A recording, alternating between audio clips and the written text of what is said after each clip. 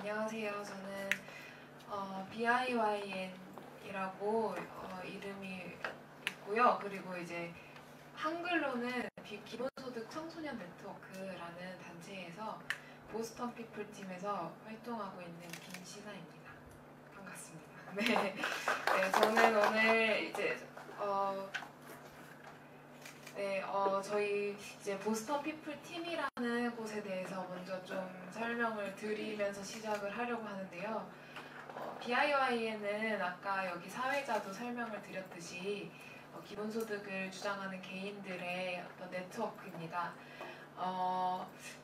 BIYN에서는 제가 생각하기로는 기본소득을 지금 여기 자리에 계신 많은 연구자분들 처럼 이제 법제도나 정책에 대해서 연구를 하고 그것을 재원 마련을 어떻게 하고 또 어떤 효과를 가져오고 이런 제도 자체에 대한 문제에 많이 있다기보다 기본소득이 있다면 어떤 삶이 가능해질 것인가, 우리는 어떤 삶을 만들어가고 싶을 것인가에 대한 좀 삶의 양식이나 삶의 그런 부분에 있어서 조금 더 많이 활동을 하는 곳입니다.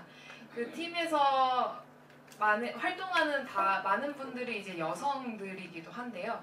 이 여성들 중에서 같이 살고 있는 어떤 친구들이 좀 있었거든요. 이제 저도 친구 둘과 살고 있고 보스턴 피플 팀의 다른 분들도 이제 같이 살고 있는 분들이 있었어요.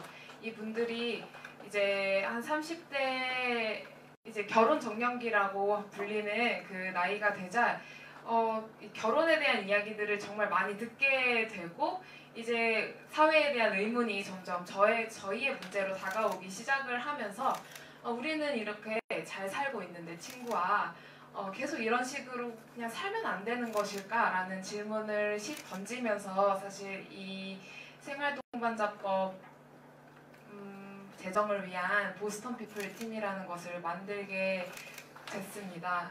네, 그래서 기본소득과 생활동반자법이 어떻게 연관될 수 있지라는 의문을 한편으로 갖고 계실 수도 있을 것 같아요.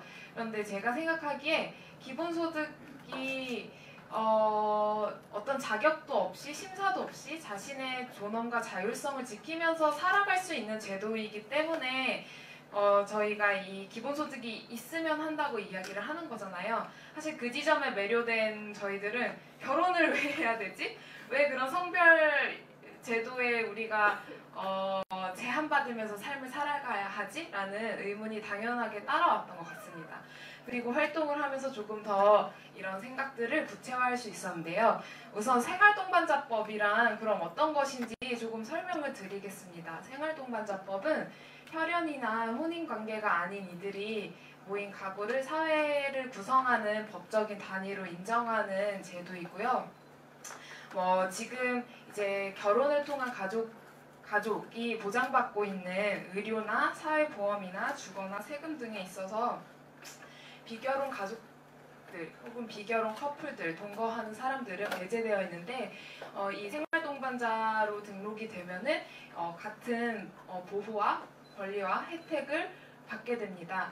이미 유럽의 많은 국가들에서는 시행된 지 10년 이상 혹은 어떤 나라들 같은 경우는 20년 이상이 되어 있고요. 미국에서는 시빌 유니온이라고 해서 시민결합이라는 형태도 있고 또 그렇지 않더라도 동거하는 사람들의 권리를 보장할 수 있는 도메스틱 파트너십 이렇게도 있고 네 그렇습니다. 한국처럼 결혼 아니면 1인 가구, 결혼 아니면 혼자 사는 삶 이렇게 되어 있는 국가는 많지 않다고 알고 있습니다.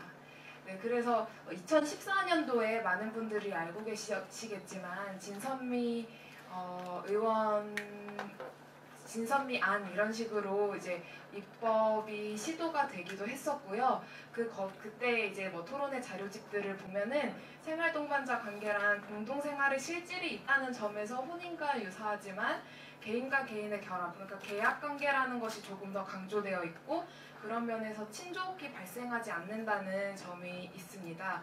그리고 또 공동 생활을 둘러싼 법적 권리나 의무들은 혼인과 유사하지만 이런 친적 인척이나 친족 관계가 발생하지 않는다는 점이 있고 또 해소 역시 비교적 자유롭습니다.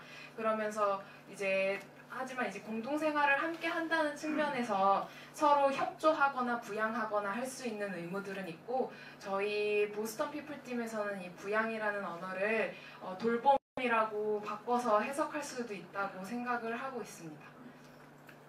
네, 그래서 보스턴 피플팀은 이런 2018년부터 활동을 해서 이런 일들을 해왔었는데요. 2018년도에는 팟캐스트 우리에겐 조금 먼 가족이 필요해 이런 제목으로 진행을 했었고요. 그리고 그러면서 비혼운동 하는 분들, 성소수자 인권운동 하면서 가족 구성권을 이야기해왔던 분들, 그리고 기혼 여성분들 이렇게 모셔서 생활동반자법 그리고 가족 구성권을 둘러싼 이제 이야기들을 좀 넓게 듣고 만나고 했었었고요. 2019년도에는 독립생활 개론이라는 이제 1인 가구로 살아가고 있거나 이제 독립의 자립의 생활에 관심이 있는 분들을 대상으로 한 강좌를 진행하기도 했고 또 이런 이슈에 관심이 있는 분들이 네트워킹 할 수 있는 이런 행사, 생활동반자를 찾는 밤이라는 파티를 진행하기도 했고요. 세미나도 진행을 했었습니다. 이제 세미나에서 저희 혜민님이랑 발표해주신 혜민님이랑 같이 공부를 하기도 했는데요. 그래서 저희가 이제 같이 공부를 해가지고 발표 내용이 겹치는 부분도 좀 있습니다. 그렇기도 했고 또 최근에는 캠페인을 하면서 스티커와 엽서를 제작해서 배포하기도 했습니다. 그러면서 올 한 해 동안 굉장히 많은 사람들을 만났고 좀 저희의 활동들을 알리고 특히 이 이슈를 나의 문제로 관심이 있는 여성들을 굉장히 많이 만날 수 있었던 것 같습니다. 그러면은 왜 생활동반자법이 왜 있으면 좋을까? 뭐 이런 이야기를 조금 더 해보려고 하겠습니다.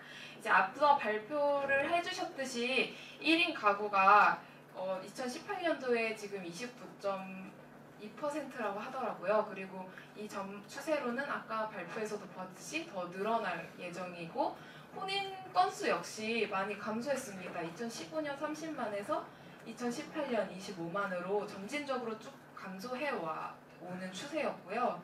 그런데 이런 현실의 변화와 달리 여전히 기존의 정통적인 가족제도로 포섭하려고 하는 많은 노력들이 있죠. 지자체에서 남성과 여성들 이제 뭐 미팅을 시켜주는 곳도 있다고 하더라고요. 그러거나 여전히 이제 국제결혼을 장려하기도 하거나 이런 현실입니다. 그리고 최근에 2019년 11월 13일 동성혼 파트너십 권리를 요구하면서 인권위원회에 1,056명의 성소수자 커플이 진정을 넣었습니다. 사실 올해였나요? 대만은 이미 아시아 최초로 동성혼이 가능한 나라가 되었고 일본만 보더라도 지자체에서 동성 파트너십 등록 제도가 시행되고 있거든요. 이런 식으로 지금의 정상 가족의 바깥에 있는 사람들의 요구는 활발하다고 볼 수 있는 것 같아요. 그리고 그럼에도 불구하고 지금 유일한 그 이성의 결혼 제도에 부여되는 혜택과 결혼하지 않는 비결혼 가족들의 갖지 못하고 있는 권리들은 극명하게 대비가 되고 있는 상황이고 한국 법체계에 보면은 배우자라는 단어가 1157번이 등장한다고 합니다. 이것이 모두 다 권리와 혜택에 대한 것만은 아니겠지만 지금 이 법 체계 안에서 등장하지 못하고 있는 어떤 단위들, 사람들이 있다고 하는 것은 분명하고 뭐 의료적 상황이랄지 가정폭력 피해가 있었을 때 보호받을 수 있는 권리라든지 뭐 직장에서 가족 단위로 주어지는 복지제도랄지 뭐 보험이나 대출에서 이런 부분에서 사실상 차별을 받고 있다고 볼 수가 있습니다. 그리고 저는 이제 82년생 김지영에 대한 폭발적인 공감도 이 지금의 정상가족 측면에서 바라볼 수도 있다고 생각합니다. 사실 기본소득에서 갖고 있는 문제의식, 그리고 여성주의 많은 연구들에서 갖고 있는 문제의식이 남성 생계부양자와 여성 피부양자 모델, 그리고 그것이 가족 안에서 가져오는 자원과 권력과 권위의 불균형에 대한 사실 비판의식이 있는 거잖아요. 그런 측면이 지금 이런 82년생 김지영에 대한 폭발적인 공감으로도 드러나 있다. 모두가 사실 인지하고 있는 지금 어떤 부당한 상황이라는 것이 있다고 생각합니다.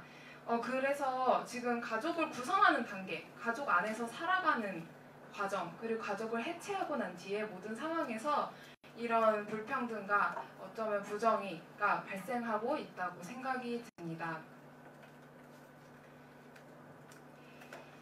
네, 결혼을 선택하는 이유들을 저는 요즘에 이제 친구들을 많이 만나면서 이야기를 통해서 사적으로 대화하면서 체감을 하게 되는 것 같아요. 불안해서라는 것이 저는 큰 것 같고요.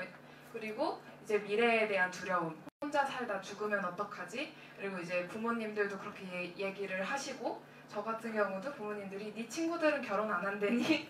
이렇게 물어보기도 하고요. 또 삶의 안정감, 그리고 너무 당연한 거니까, 그것이 성공한 삶이니까, 그리고 주변의 모든 사람이 그러하니까 결혼이라는 것을 자신의 삶의 이슈로 가져오게 되는 것 같아요. 근데 여기서의 결혼은 그 결혼이죠. 그 기존의 전통적인 그 가족 제도 안으로 들어가는 그런 뭐 선택인 건데요. 저희는 생활동반자법이 이런 정상적인 삶으로 밀어넣는 힘들에 저항할 수 있고 버텨낼 수 있도록 할 것이라고 생각을 합니다. 결혼해서 정상가족이 이루는 것이 아니면 다른 삶의 모델이 있다, 그것을 볼 수 있다, 잘 살아가고 있다 라는 것을 체감하기 너무 어려운 상황에서 다른 선택이 가능할 거라고 생각을 하고 있습니다. 네, 사실 기본소득에서 이야기하는 것 중에 하나가 이 자율성과 협상력이라는 것이잖아요. 특히 고용 영역에서 이 노동자가 자신의 권리를, 시민으로서의 권리를 행사할 수 있도록 할 것이다 라고 하는데, 거기에서도 사실 노동 영역의 최저임금 문제라든지 비정규직 차별 문제라든지 이런 것들이 해결되지 않고서 협상력이 높아질 수는 없는 거잖아요. 자율성이 높아질 수 없는 거라고 생각을 합니다. 그래서 기본소득이 주어졌을 때 가족 안에서 여성들, 그리고 노인들, 장애인들, 청소년들의 협상력, 자율성이 높아진다고 했을 때, 그러려면은 가족 제도가 다양한 삶을 포괄할 수 있어야 되는 것 같습니다. 네, 그런 점에서 이 협상력을 좀 이야기하고 싶었고, 이때에 생활동반자법이 정말 그런 어떤 좋은 대안 제도로 작용하기 위해서는 단순히 이성의 혼인의 이전 단계, 한번 결혼하기 전에 한번 살아보고 결혼해라, 너희들 생활동반자 관계 오래 했으니 이제 결혼할 때쯤 되지 않았니? 뭐 이런 이야기들이 나오는 그런 게 아니고, 또 동성 커플은 결혼까지는 안 돼, 결혼하지 말고 생활동반자 관계에 만족해 라고 하는 것이 아니라 그런 차별적인 제도가 아니어야 한다고 저희는 생각을 하고 있습니다. 네, 그래서 조금 더 많은 권리가 주어질 수 있다고 생각을 하고요.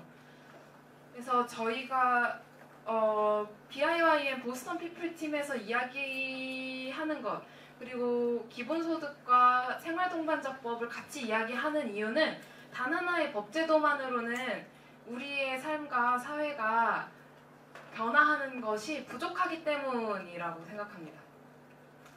네, 그 기본소득이 개인들의 삶을 평등하고 존엄하게 만들려면 여러 사회 변화가 따라야 하고요.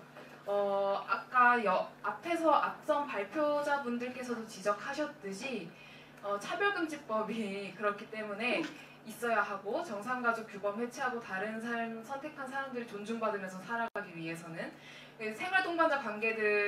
생활동반자로 살아가고 있는 사람들이 그 살아가고 있는 그 가족 구성의 형태로 인해서 노동 영역에서 학교에서 차별받으면 안 되잖아요. 네, 그렇기 때문에 차별금지법이 있어야 하고, 동성혼 법제화 당연히 같이 있어야 하고, 가족 중심의 복지제도 개편되어야 한다, 이렇게 이야기할 수 있을 것 같습니다. 그래서 기본소득이 있으면 불안에 떠밀려서 결혼하지 않고 자신이 원하는 삶을 살 수 있는 자원과 기반을 확보할 수 있게 되는 것이라고 생각하고요. 그 원하는 삶의 모양을 생활동반자법은 더 만들어줄 수 있다고 저희는 생각합니다. 그래서 이런 성평등의 관점에서 바라보았을 때 이런 단 하나의 법제도만으로는 부족하고 함께 가야 한다, 이렇게 이야기할 수 있을 것 같고, 네. 발표는 여기서 마치겠습니다. 감사합니다.